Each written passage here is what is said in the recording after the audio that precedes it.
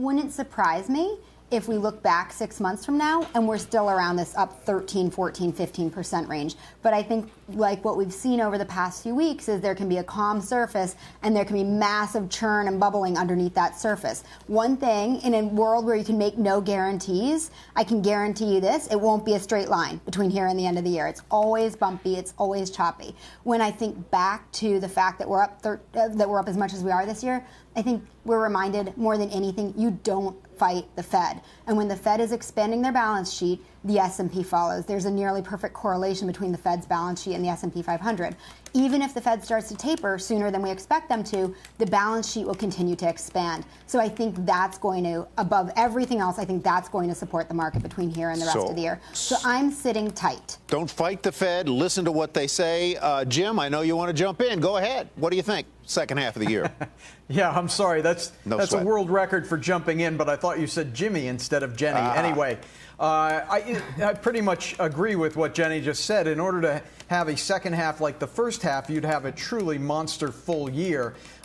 Yes, we still have an accommodative Fed. Yes, we still have fiscal stimulus in the system with more to come, and the economy is reopening. But I think what is likely to happen here is the trajectory is second quarter earnings likely to be very good, better than expected again.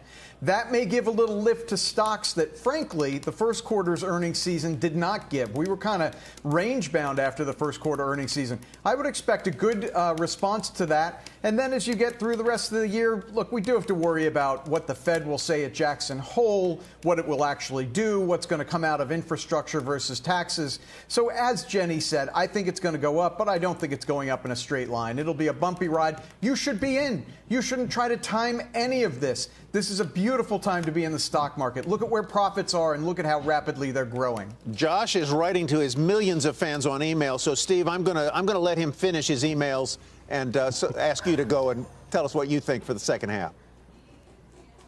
Look, I never thought that picking points and percentage gains was the right way to go.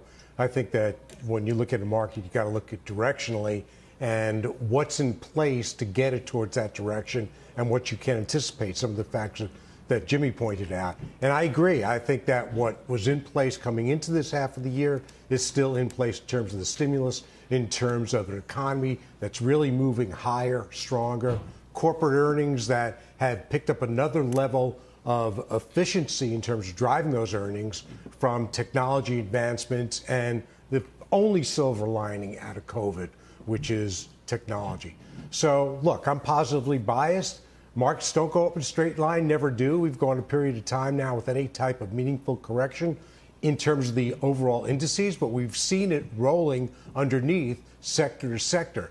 So, again, I'm positively disposed to it. I think the Fed's done an excellent job of conditioning the market that they will be moving the rate hikes in closer, not out in 2023 or 2024, as even some had suspected, but I believe you'll see it in early 2022, and the market's okay with that. It'll be very slow, and I expect to see it tapering much sooner rather than later, maybe even the next meeting, although I think that's very out of consensus. So bottom line is, yes, the market's going to go higher, and it's a question of where you're positioned for it going higher. But is the market then, as we look at, we're going to go in just a second to what people see as risks in the market.